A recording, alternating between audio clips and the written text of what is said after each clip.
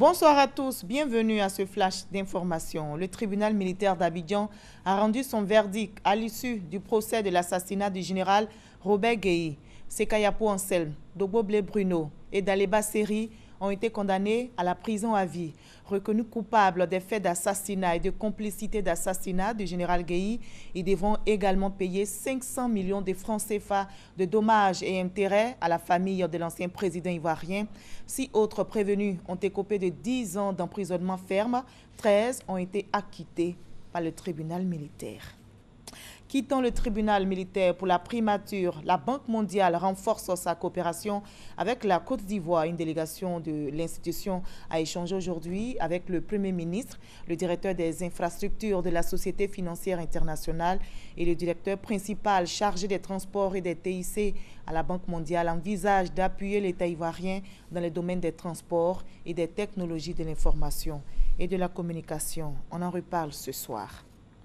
Les bonnes nouvelles s'enchaînent pour notre pays. La Côte d'Ivoire bénéficie d'un projet d'appui à l'éducation dans les communautés de production de cacao. 30 milliards de francs CFA seront débloqués grâce à ce projet pour transformer le secteur de l'éducation dans les communautés vivant du cacao. Ce projet qui vient d'être lancé en présence de la première dame de Côte d'Ivoire, Dominique Ouattara, est une initiative de la fondation suisse Jacobs.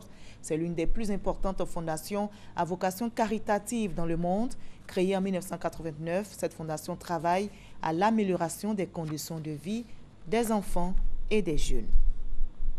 Une personne qui n'a aucun papier peut-elle voter si 2 personnes à ses côtés attestent de son identité? Cela s'appelle le vote par témoignage. Eh bien, au Niger, ce mode est accepté. Mais cette année, à quelques jours du scrutin présidentiel, le vote par témoignage ne fait pas l'unanimité. L'opposition n'en veut plus, contrairement au pouvoir. Le débat est en cours alors que les Nigériens s'apprêtent à aller aux urnes dimanche prochain pour élire leur président. La campagne pour l'élection présidentielle du 21 février 2016 au Niger a été lancée depuis samedi 30 janvier. Une quinzaine de candidats sont en lice. À 63 ans, Mahamadou Issoufou, président sortant du Niger, est candidat à sa propre succession.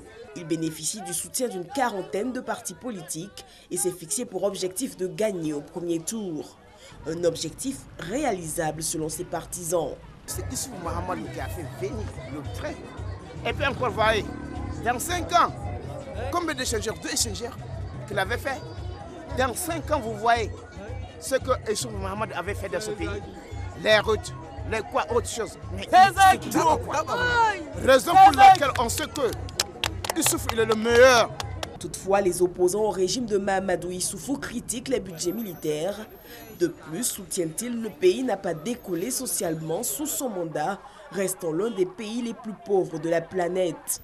Ces derniers voient en Ahmad Amadou son principal adversaire, un atout pour le progrès du Niger. C'est un homme juste, un homme clair, tu vois, un homme sérieux aussi. Donc vraiment, Inch'Allah, le 21, on va voter pour lui. On va le prendre du prison jusqu'au président, Inch'Allah. Mais ce qui crée le plus la polémique à Niamey ces dernières 48 heures, c'est le vote par témoignage, c'est-à-dire une personne qui n'a aucun papier peut voter si 2 autres à ses côtés attestent son identité. Ce mode de vote est autorisé au Niger depuis plus de 20 ans et l'opposition n'en veut plus, contrairement au pouvoir. En Ouganda, on connaît le nombre d'électeurs, les électeurs inscrits.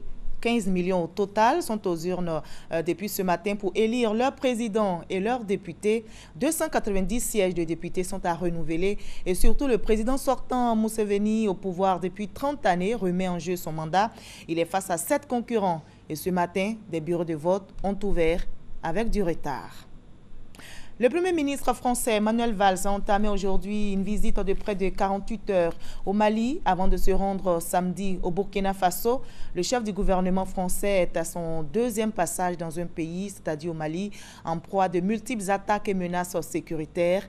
Les dernières en date, après l'attaque contre l'hôtel Radisson Blu le 20 novembre 2015, remontent au vendredi 12 février 2016. Perpétrés à Kidal et à Tombouctou, ces attentats, je rappelle, ont provoqué la mort de 9 soldats de la MINUSMA, la force onusienne venue renforcer l'armée malienne et de 3 militaires maliens.